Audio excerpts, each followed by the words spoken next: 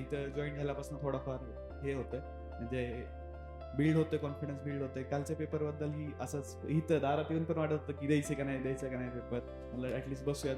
मग दिला पेपर, छान वाटलं आणि आत्ताचं डिस्कशन बघून पण छान वाटलं. टेस्टला खरं तर काल येणार नव्हतं मी.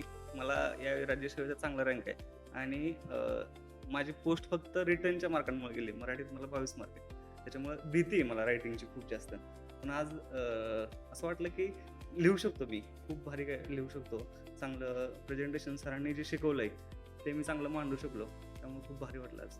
आणि आज ऐकल्यावर फीडबॅक अजून चांगलं वाटलं. लिहायला अजून कॉन्फिडन्स आला.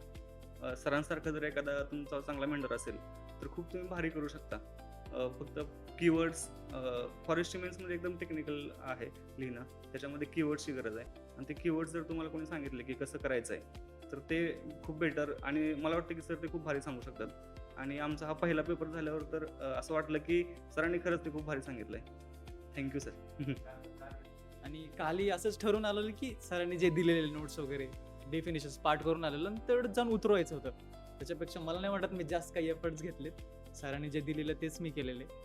अक्षराच्या बाबतीत मला खूप न्यूनगंड होता की माझं अक्षर चांगलं नाही आहे किंवा असं जास्त चांगलं नाही. तर मला असं वाटतं की प्रेझेंटेशनच्या ह्याच्यावरती आपण अक्षराचं जे हे असेल ते आपण थोडंसं कमी करू शकतो.